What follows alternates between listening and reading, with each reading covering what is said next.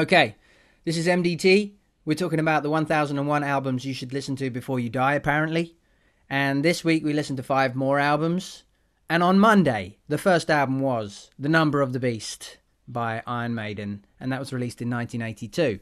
What do we have to say about that? It was awesome. It was fucking brilliant. Yeah. I'm going to say awesome. Yeah. You know, people with Iron Maiden t-shirts, you were like, Yeah, bum fluff. And it seemed like they were always looking for a fight. They're pissed off all the time. But no, I loved it. That was absolutely brilliant. That was a great album. Definitely classic. Yeah. Like every single one. There was no filler. No. I liked the spoken intro at the beginning of Prisoner. That's the Prisoner one. That's actually a sample from The Prisoner, isn't it? I like that. That sounds cool. There's another one after that starts with a Vincent Price monologue. It's The Number of the Beast. It's not Vincent Price, though. It's some other actor. Because I think they asked Vincent Price and he quoted them a ridiculous amount of money. And because he was probably busy with Michael Jackson anyway. Same year, Thriller. Him and Michael busy together. 40 minutes, 8 tracks, done, dusted. Bloody loved it. I wrote 8 songs, 40 minutes, perfect. Yeah. I didn't realise that was actually their first album with Bruce Dickinson. They had another dude before that. Really? Before that, he'd come straight from musical theatre. Yeah. He was touring with Joseph. He was in a band called Samson. Oh.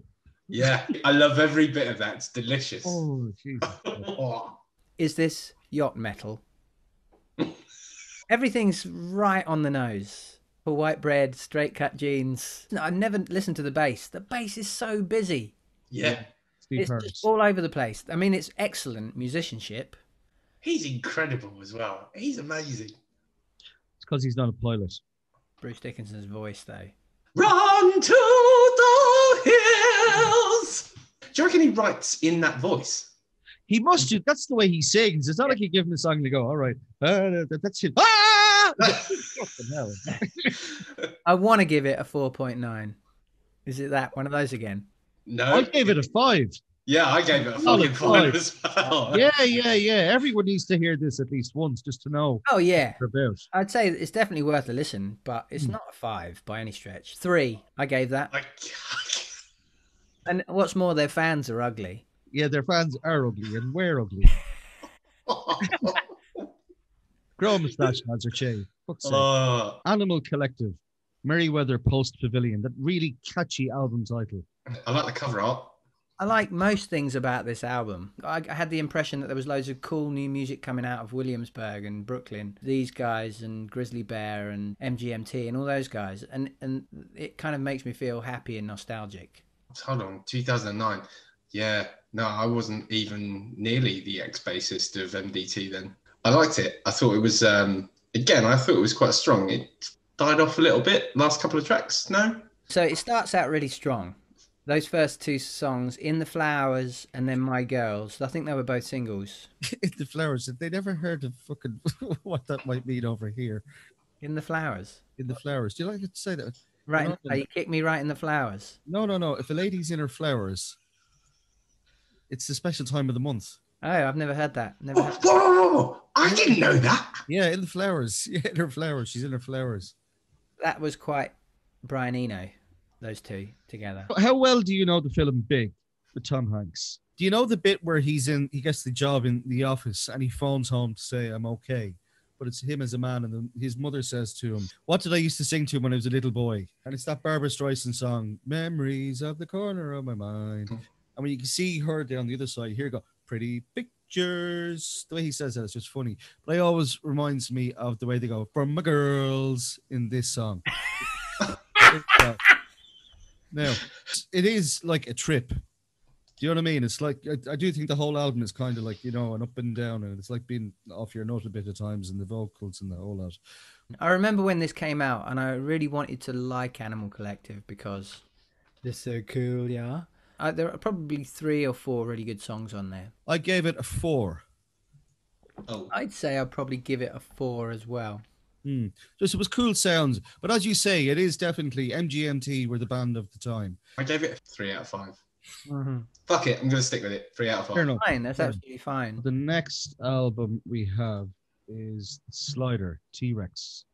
It's one about tiny burgers. Yeah, with really tiny burger.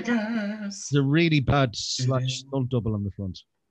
I was genuinely surprised at how many albums he's got. They just release compilation. Like, it would be the equivalent of stuff that you'd record on your phone while you're having a piss. Some of it's just awful.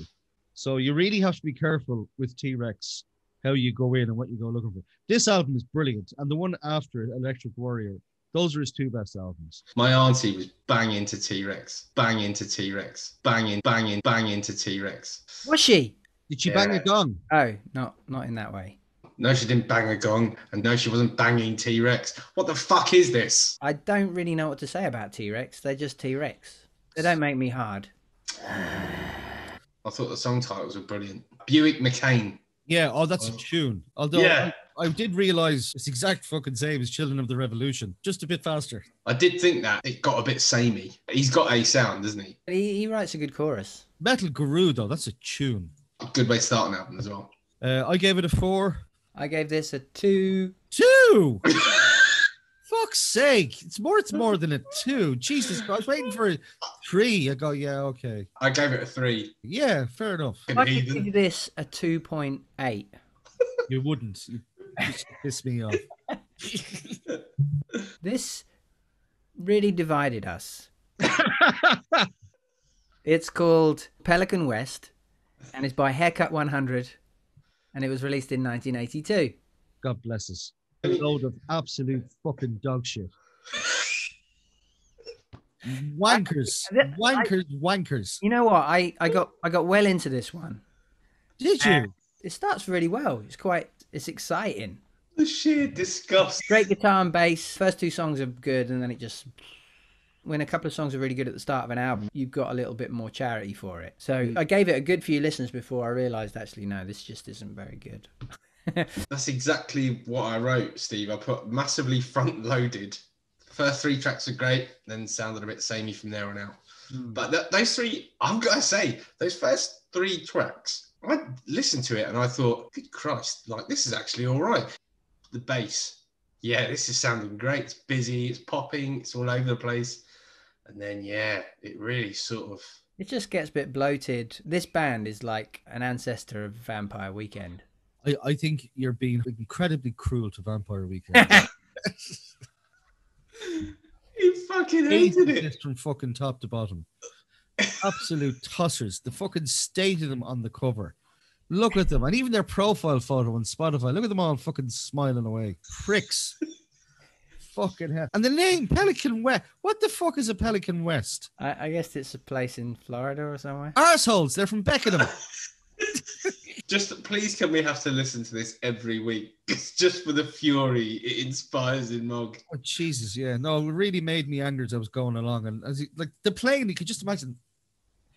It's a certain white boy soft funk. Yeah, it is. Total white boy funk. I bet Max Beasley loved a Haircut 100. Oh, yeah. 100%. Beasley. It is balloons on top of the pops time, isn't it? Do you know what I mean?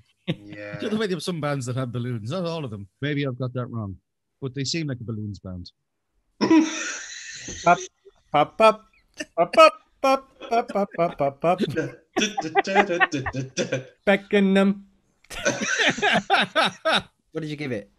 10 out of 5. I gave it 1. That's only because it was the lowest I could give it. I gave it 2. I wrote 4 here. 4? You gave T.Rex 2. I'm giving it 3. Okay, This is the 5th and final album. We listened to this on Friday morning. It's called The Black Saint and the Sinner Lady by Charles Mingus from 1962. What to say? I love it. Cool as fuck. Yeah. So you bought this, is that right? I did. I listened to it twice on Friday and I went, this is fucking cool. I'm having some of this. It is very, very, very jazzy. It's horny. It's horny as fuck. My wife hates jazz, but of course, when I have it on vinyl, I'll have to play it at home. So I'll have to wait for her to leave before I can play it. And like, we're in lockdown. No one's ever fucking leaving anywhere. No, I loved it. I loved the way it jumped in and out. It does it. Yeah. What did you boys think? I loved it. It's a. Do you know the old bass wank mags? The bass on it is unbelievable. Fucking hell.